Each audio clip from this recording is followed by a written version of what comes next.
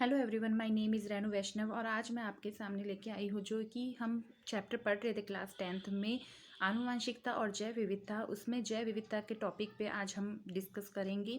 जैव विविधता के अंतर्गत जो जैव विकास आता है, जैव विकास का मीनिंग होता है पृथ्वी पर करोड़ों वर्ष पहले बहुत सारे सरलतम जीव उत्पन्न हुए थे जो कि एक कोशिकीय थे। और वो एक कोशिकीय जीव धीरे धीरे उनमें डेवलपमेंट हुआ, उनमें केंद्रक सुस्पष्ट हो गया, उनमें सारे अंग सुस्पष्ट हो गए और वह आधुनिक विशालतम जीवों में बदल गए या आधुनिक विशालतम जीवों का निर्माण हो गया।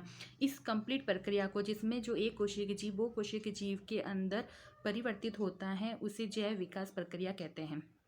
जैव विकास के अंतर्गत बहुत सारे वैज्ञानिकों ने अपने मत रखे, जिसमें बहुत महत्वपूर्ण थे डार्विन और लेमार्क, जिन्होंने डार्विन ने डार्विनवाद दिया था। डार्विनवाद के अंतर्गत जो डार्विन ने ये बताया था कि जीवों में, सभी जीवों में, चाहे एक कोशिकीय हो बहुकोशिकीय हो, संतान उत्पन्न करने की अपार क्षमता पाई जाती है, लेकिन ये सारी संततियाँ जीवित नहीं रहती हैं। इनका महत्वपूर्ण कारण ये होता है जीवन संघर्ष, जो जीवों में आपस में आवास, भोजन और प्रजनन के लिए चाहे अंतर्जातीय या अंतर्जातीय संघर्ष होते हैं। यानी कि ये तो या तो वो अपने ग्रुप में संघर्ष करते हैं या फिर वो अपने ग्रुप से बाहर की तरफ, बाहर की दुनिया में संघर्ष करते हैं आवास, भोजन और प्रजनन के लिए।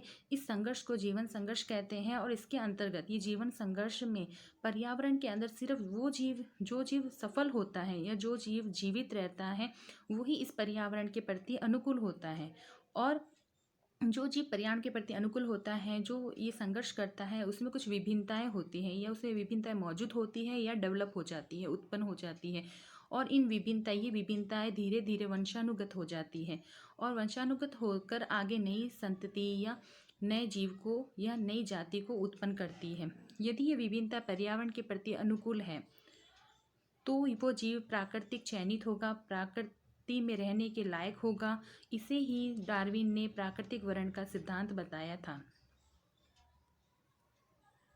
नेक्स्ट वैज्ञानिक है हमारे लेमार्क, जिन्होंने लेमार्कवाद का सिद्धांत दिया था। ये लेमार्क नामक वैज्ञानिक ने अपनी फिलोसॉफिक जूलॉजिक नामक पुस्तक में इस लेमार्क सिद्धांत के बारे में वर्णन या अपने विचारों को प्रस्तुत किया था। इनके मुख्य बिंदु ये है कि वातावरण का सीधा प्रभाव, वातावरण का सीधा प्रभाव, जैसे कि कोई भी जीव होता है वो वातावरण में अगर रहता है और जीवन संघर्ष करता है तो वातावरण में रहने से उसकी संरचना, उसके स्वभाव में धीरे धीरे परिवर्तन आ जाता है, जिससे सीधा प्रभाव उसके वातावरण से उसके जीव में उत्पन्न होता है, जिससे उसके जीव की संरचना, उसके स्वभाव में परिवर्तन होते रहते हैं।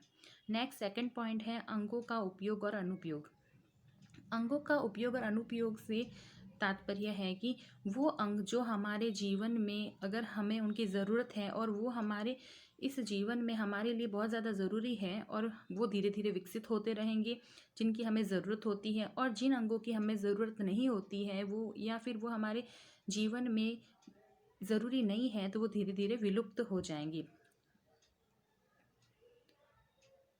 कुछ जीवों में कुछ परिवर्तन होते हैं और वो परिवर्तन आवश्यकता के अनुसार होते हैं। यदि ऐसे अंगों जो अधिक विकसित हो गए हैं, उनकी आवश्यकता ज़्यादा है, वो अधिक विकसित होंगे, और जो उपयोग में नहीं आएंगे, जो उपयोग में कम आएंगे, वो अंग धीरे धीरे विलुप्त हो जाएंगे। यही सेकंड नियम है।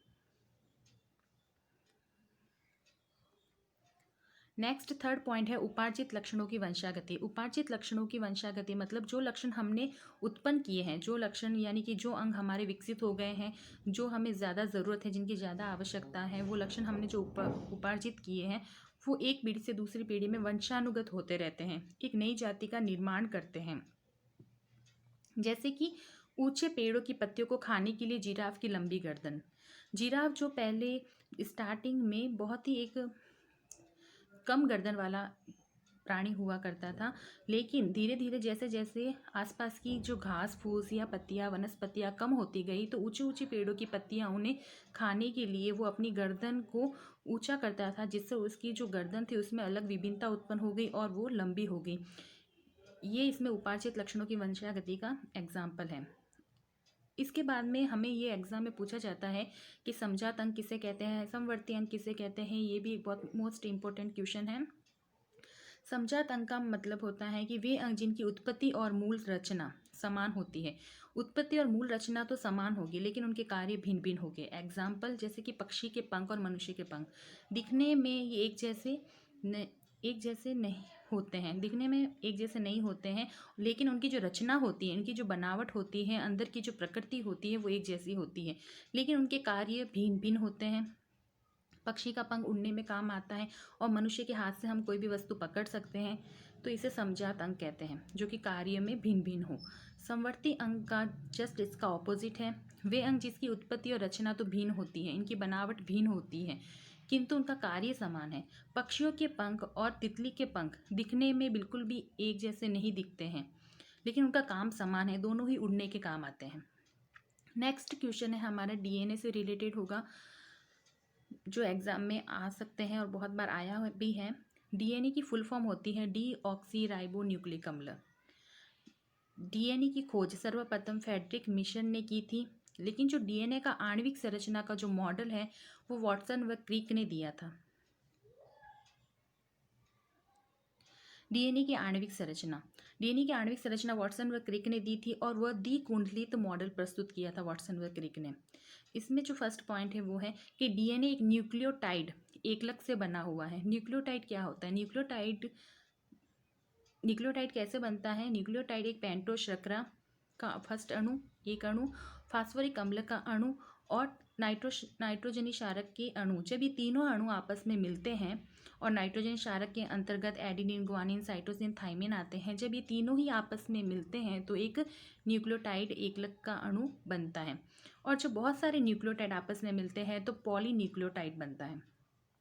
और जो डीएनए होता है वो पॉलीन्यूक्लियोटाइड की दो श्रृंखलाओं के एक ही अक्ष पर सर्पिलाकार मुड़ी हुई संरचना और एक दूसरे की विपरीत कुंडली के रूप में व्यवस्थित संरचना होती है। डीएनए हमारे केंद्रक में पाया जाता है और डीएनए में जो फास्फेट और शर्करा अणु होते हैं वो आपस में एक दुर्बल हाइड्रोजन बंध के द्वारा बंधे होते हैं। ये दोनों एक बंध के द्वारा बंधे होते हैं जो दुर्बल होता है और हाइड्रोजन बंध होता है। नेक्स्ट, ये हमारे सामने डीएनए की संरचना है, जिसमें हमारे यहाँ पे जो इस संरचना में आपको दिखाई दे रहा है डीएनए की कुल लंबाई 34 एंगस्ट्रम होती है, जो इसका व्यास है वो 20 एंगस्ट्रम होता है। और जो नाइट्रोजनी क्षारक है, नाइट्रोजनी क्षारक का मतलब होता है एडेनिन, गुआनिन, साइटोसिन, थाइमिन, इनके बीच इनकी जो दूरी होती है, इनके बीच की जो क्षारकों की दूरी होती है वो 3.4 एंगस्ट्रम होती है। दोनों नाइट्रोजन क्षारों के बीच की दूरी 3.4 एंगस्ट्रम होती है। एडेनिन, थाइमिन ये दोनों आपस में डी हाइड्रोजन बंध के द्वारा जुड़े रहते हैं और गुआनिन, साइटोसिन आपस में त्रि हाइड्रोजन बंध के द्वारा जुड़े रहते हैं। डीएनए का महत्व, डीएनए द्वारा आनुवांशिक सूचनाओं को एक पीढ़ी से दूसरी पीढ़ी में पहुंचाया जाता है।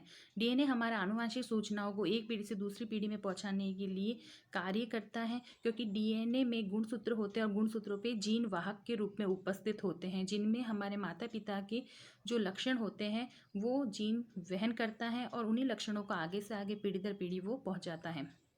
डीएनए द्वारा सभी जैविक क्रियाओं का, जितनी भी जैविक क्रिया है वो डीएनए के द्वारा ही संपन्न होती है। और डीएनए में प्रतिकृतिकरण का कोशिका विभाजन की क्रिया संपन्न होती है। प्रतिकृतिकरण का मतलब होता है हूबहू संरचना। जब कोशिका विभाजन होता है, जैसे कि समसूत्री, अर्धसूत्री, ये जो विभाजन होते हैं, इनमें जब विभाजन होता है तो जो मातृ कोशिका से पुत्री कोशिका में जो लक्षण जाते हैं, जो डीएनए जाता है हमारे माता पिता से, जो डीएनए पुत्री कोशिका में जो डीएनए जाता है वो एकदम उस डीएनए की नकल होती है, हूबहू होती है। प्रतिकृतिकरण का मतलब ही होता है कि सेम कार्बन कॉपी, हूबहू। तो वो डीएनए हमारे मातृ कोशिका से पुत्री कोशिका के अंदर चला जाता है। ये कोशिका विभाजन के अंतर्गत होता है, जो कि डीएनए संपन्न करवाता है। नेक्स्ट फोर्थ पॉइंट है डीएनए से एमआरएनए का संश्लेषण। एमआरएनए का मीनिंग होता है संदेशवाहक आरएनए, यानी मैसेंजर आरएनए। इसका संश्लेषण भी डीएनए द्वारा किया जाता है, जो कि प्रोटीन का संश्लेषण करने में बहुत ज़्यादा ज़रूरी भूमिका निभाता है। तो आज हमारी ये जो कंप्लीट चैप्टर फिनिश हो गया है, जो आनुवांशिकता और जैव विविधता से संबंधित था। ये आपकी 10th क्लास में बहुत ज़्यादा महत्वपूर्ण है और ये जो नोट्स बनाए गए हैं ये मेरे द्वारा ही बनाए गए हैं, तो आप इनको लिख सकते हो, याद कर सकते हो, जो आपकी एग्ज़ाम में बहुत ज़्यादा मदद करेंगी। Thank you.